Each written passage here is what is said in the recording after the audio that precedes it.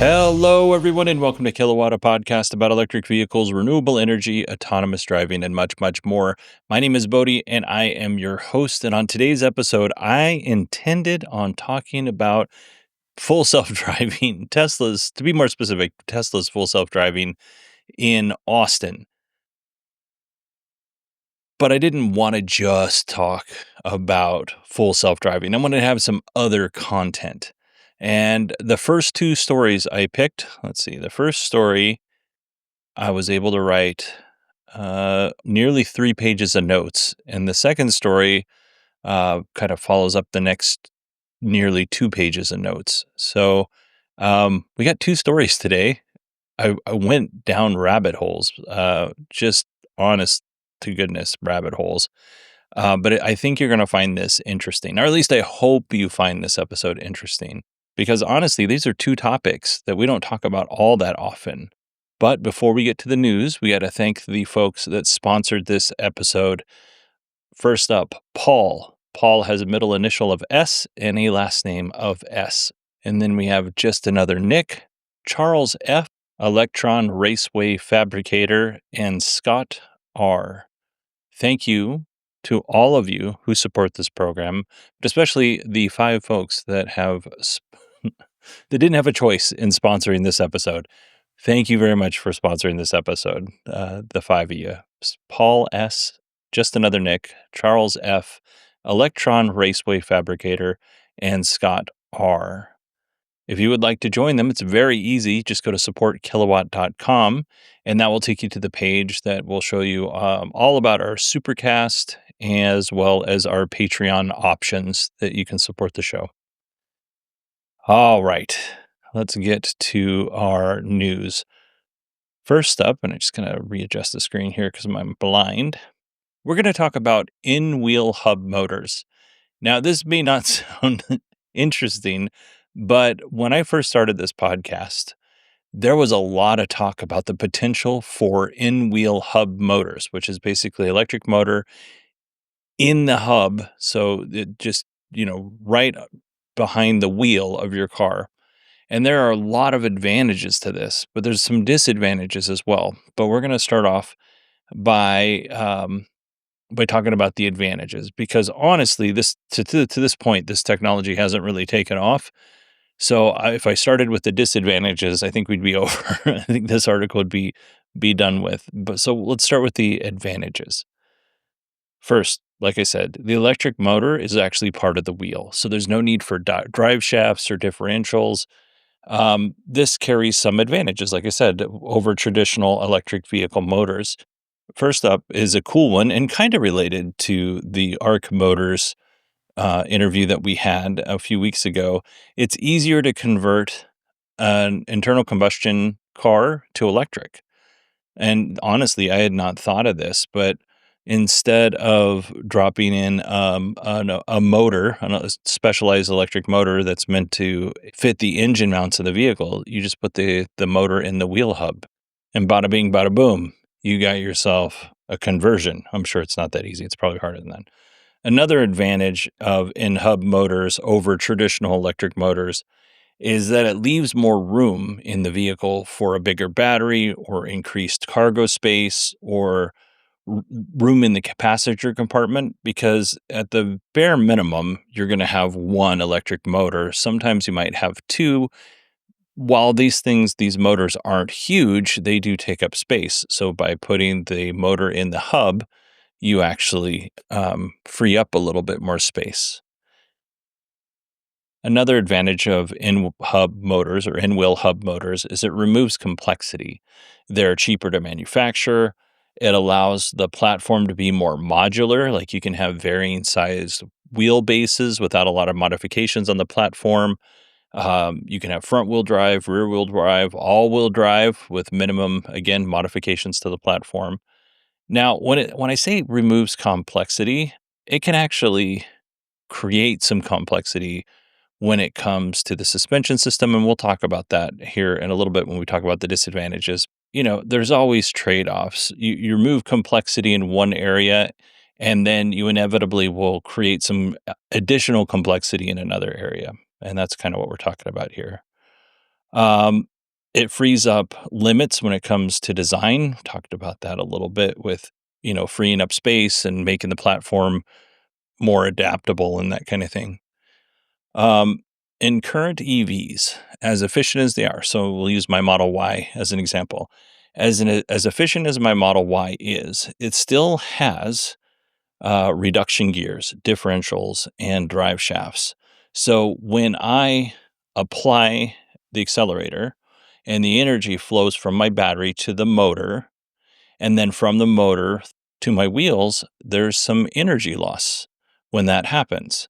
It's not very much, electric motors are much more efficient than gasoline motors, but with an in hub motor or in wheel hub motor, they're going to be more efficient because the electricity is just powering the wheel. And it's basically motor turns and the wheel turns, not a lot of wasted energy, which in turn improves efficiency, and that should increase range. So, those are the advantages. And I almost certainly did not hit every single advantage of in wheel hub motors, but I tried to get the big ones, right? But you can't have advantages without disadvantages. So here are the disadvantages. Increased unsprung mass. Now, don't ask me a lot of follow-up questions on this, but this is basically the weight of the wheel in the suspension system that is not supported by the suspension system.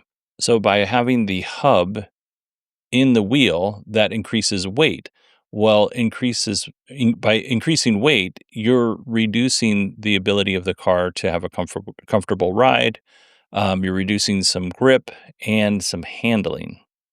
So there are things that you can do to offset this, but that is a disadvantage. You have to kind of over engineer. That's what I was talking about before, is where reduce complexities in one area, you're going to increase complexity somewhere else. And this is an example of this. So the disadvantage is, you could have slightly less, a less comfortable ride. You're going to have lower agility, that kind of thing. Um, Another thing is the in-hub motor is going to be affected by every pothole, right? It's not protected in the center of the car. It's right out there. It's being exposed to weather, whether that's water, snow, icy locales have, salt on the roads, or maybe even the gravel could cause problems. Over time, this could cause accelerated wear on the motor, which could become an issue. Cooling is another potential issue, although I don't really think this would be difficult to overcome. They're able to cool like disc brakes and stuff like that. I'm sure engineers have probably figured this out. Oh, here's a big disadvantage is we have to power that motor. So we need to run high voltage cables from the battery up through, the body of the car through the suspension system to the wheel. So it's really important for folks who are working on this vehicle to be aware that there are high voltage lines where there wouldn't normally be high voltage lines on an electric vehicle. And when it comes to like a car accident and first responders are going to be cutting the car apart, that kind of thing, they also need to be aware of, there are high voltage cables in areas where they might normally cut on an electric vehicle and be safe. They may not be safe in this instance. Now, there are different things that can happen. Most electric vehicles, most modern electric vehicles have a pyrotechnic that will actually disconnect that high voltage line through a tiny explosion, and the wires, theoretically, all of the high voltage cabling would not be energized. Now, as firefighters, we treat everything as having energy until we can prove that it doesn't, right? But it is something that firefighters need to be aware of. Now, I should explain that pyrotechnic does not activate unless there's, sufficient force. There's a number of things that have to happen for that pyrotechnic to pop the high voltage cable off. If you're in a fender bender, it's probably not going to happen. But if you're in a, pretty decent accident, uh, it almost certainly is going to pop that high voltage cable off. You know what? I wanna go back to durability because that is a big one, and honestly, this example is there's a lot of speculation in this example, let's just put it that way. I try not to overly, speculate on this show and only present to you the facts. However, this story never made sense to me, and I think there was something else that was going on.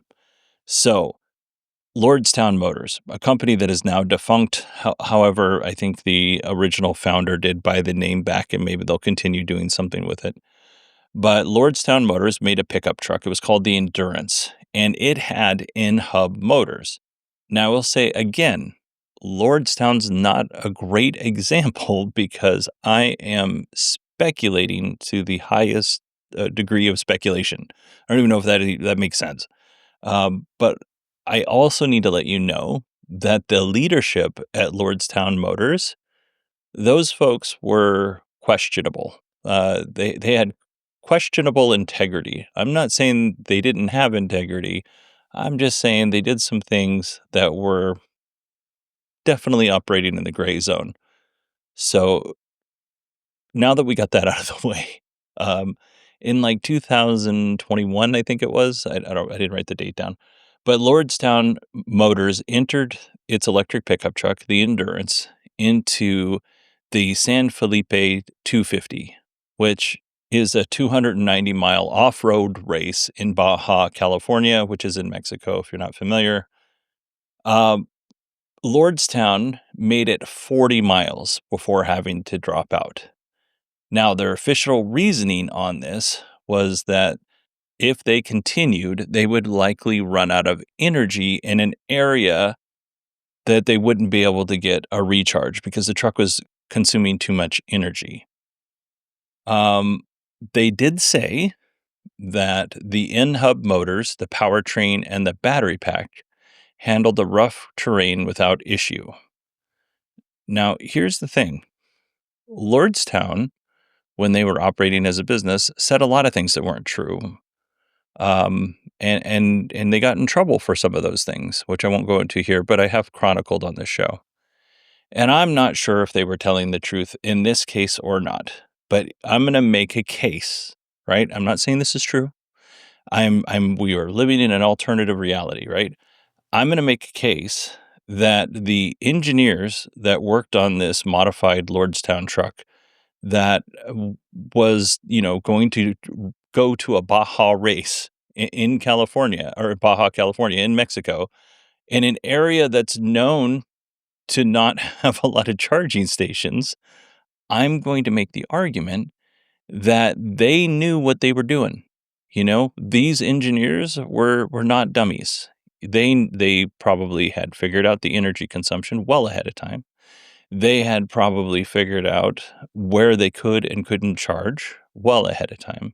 And I would imagine, because I do know some people who do some off-road racing. I wouldn't say they've raced a Baja. I don't know. I'm gonna have to ask him. I'll see him on Tuesday. But um, I do know that the folks that enter these races, from the driver to the crew to the engineers working on the truck beforehand, they're not just showing up race day and be like, you know what, we're going to give it our best. Like they have contingencies on contingencies on contingencies. They have probably, if I had to guess, in similar conditions to make sure that they wouldn't look, let's just say, embarrassed. So for them to make it 40 miles and then decide, you know what, this isn't going to work. We're not going to be able to make it. Maybe that's true. You know what? Maybe it's true. I'm not going to say it's not. But I would argue that there was probably another reason as to why they dropped out, because 40 miles isn't that far. My speculation is that something else happened. And I said this at the time when this was a new news story, and I think it's the in-wheel hub motors. I don't think it could withstand the punishment of that race. Now, again, I could be wrong, and I have no way to prove that what I'm saying is true. And I want to be very clear on that. I am speculating, but I do find it really odd. I'm fortunate to be friends with a lot of engineers at this point, especially through this podcast. And, all of you engineers out there and mechanics, and I'm sure we have some people that race on the weekend or something or have done off-roading. Tell me I'm wrong. You know, you don't have to email in to tell me I'm right, but if you want to email in and point out where the holes are in my story, let me know, because it never smelled like they were telling the truth on this, and they lied about so many other things. It was hard to take them at their word. So yeah, um, that's in Hub Motors. Despite the potential downsides, there has been a resurgence in in-wheel hub motors. Renault is planning on using in-wheel hub motors on the 5 Turbo 3E. Hyundai is working on a version of in-wheel hub motors. They called it something different. I love this technology. In 2016, 2017, when I was talking about this technology a lot, I loved it then. I love it now. I want it to be successful. And maybe 8, 9 years later, the technology has come far enough that we're able to start using this in vehicles, and the vehicles will remain reliable. And I don't think, like, you gotta pick the right tool for the job, and maybe a vehicle that has the electric motors in the wheel on the hub on a rough track, maybe that's not the best use of that technology. Maybe something else would have been a better example of what Lordstown could have done. But again, I'm just speculating. All right, that is our first story. I told you I went down the rat hole on this. That's one story. We're 17 minutes into this show, and that's the first story. The second story is just as interesting. I think it's actually more interesting. That's why I made it the second story. And I'm going to talk about extended range electric vehicles. Listen, these things aren't new. If you're unfamiliar, though, an extended range electric vehicle is an electric vehicle with an added gas generator that charges the battery. So the generator is not used to power the wheels, it is used to power the battery, and the battery powers the wheels. So just so we're clear on extended range electric vehicles, they're gaining popularity. In China, they're huge. In 2024, extended range electric vehicle sales rose 82% to 1.2 million units sold. It's amazing. This is a great alternative for people who aren't ready to go electric. Like, they want to flirt with EVs, but they still want to have a safety net. Now, that 1.2 million units sold in 2024 is great for China. North America, on the other hand, we don't really have the options. There are only currently 2 announced E-REV vehicles in North America, and they're not, like I said, they're announced, they're not shipping. One is the Ram 1500 Ram Charger pickup truck. The other is the Scout Motors SUV, which is the Traveler, as well as the pickup truck, which is the Terra. So these vehicles are coming, but we don't have them here yet. And it's not a popular technology here in North America. Before the show, I did look to see if Europe had any of these that weren't built by Chinese companies. And I did see a couple of European automakers that did something like this, but a lot of them have been discontinued. So there might still be some out there being sold new. I don't know, because I didn't have time to do the research. But if you live in Europe, or if you know of these vehicles, or if you're familiar with these vehicles, or you live in South America, or whatever you happen to live, and you know of more of these vehicles, point them out to me, because I'd love to call it out on the show. You can email me, Bodie, Bodie, at 918digital.com.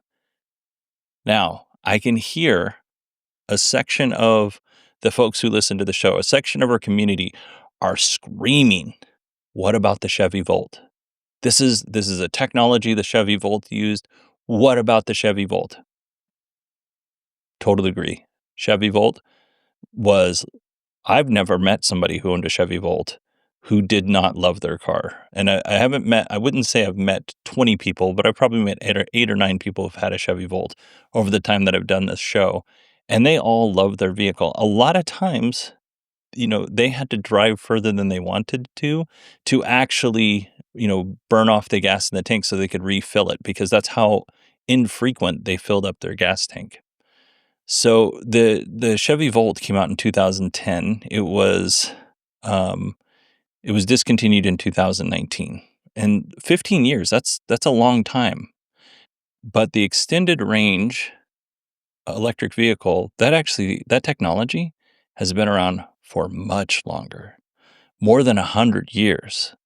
So in 1900, Ferdinand Porsche, guy who founded Porsche, one of the people, there might have been more, I'm not sure on Porsche's very long history, but Ferdinand Porsche was working for a company and he was trying to overcome the limitations of lead acid batteries. By the way, this is amazing.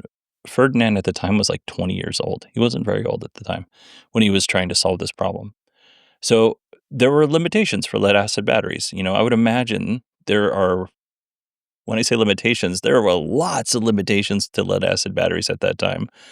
But his solution was to build a gas powered generator to power the battery. And then the battery powered the wheels. The car was called the Semper Vivus, which I probably mispronounced, but that's Latin for always alive, which is a cool name. This was a carriage-type vehicle that was, a very popular design for the 1900s. It was very simple, looked like a carriage, nothing, no frills about it if you compare it to today's day and age. Oh, you know what? Maybe there was a little bit of a frill because Ferdinand Porsche also helped develop electric wheel hub motors. See how I'm tying these things together? And those were the motors that powered the Semper Vivus.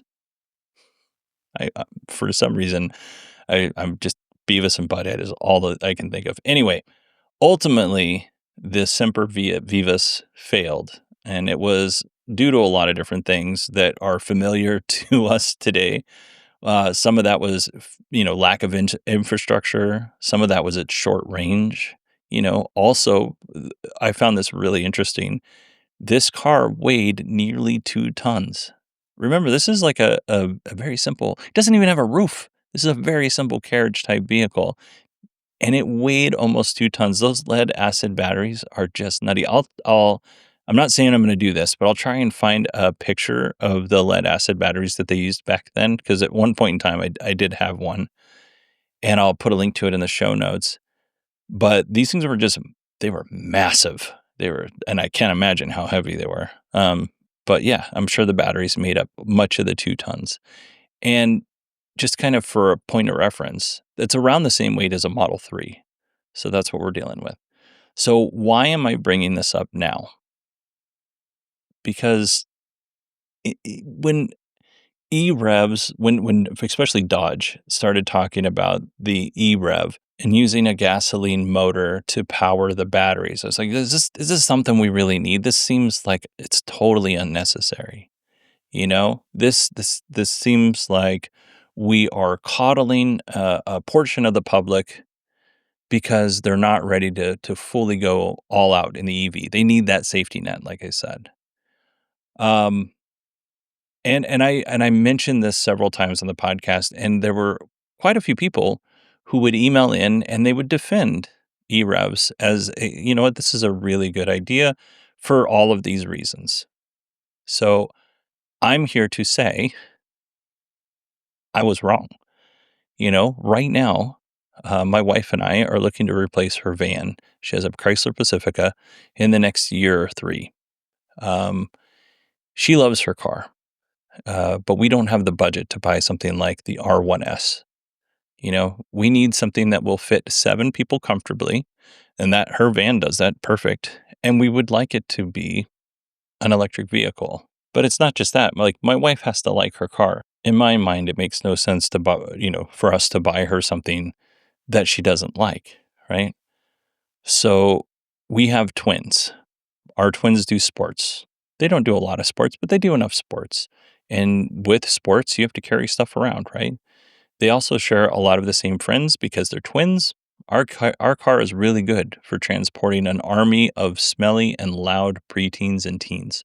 My Model Y, not so great at that, but my wife's car is really good at that.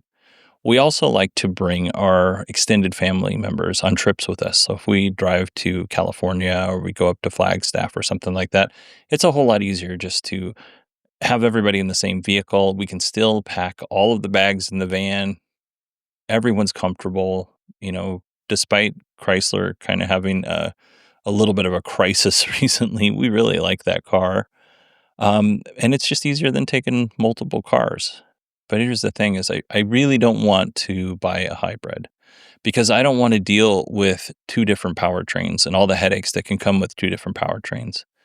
I think E-REVs are a good middle ground.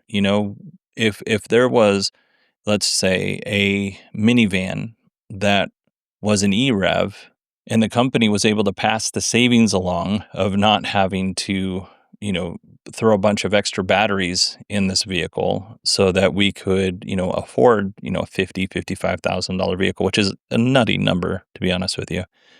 That would be something I'd be open to, at this point in time, nothing like that exists. But the more that I look at, the different options that are out there, the more that I'm like, man, I wish that, this thing just was powered by a gas generator when it needed to be. My wife probably drives less than 20 miles a day to and from work. It's not a lot. She would, in most cases, be able to run on electricity probably 99% of the time. And I know there's probably somebody out there saying, well, what about a plug-in hybrid? I still don't want to deal with two different powertrains. It looks like I might have to, but I don't want to. That it would not be my choice. I still am not a very big fan of hybrids in most cases. Having said that, if you're looking at a hybrid, buy the car that's right for you. Don't let my opinions sway what you purchase out there, because I do think hybrids have a place.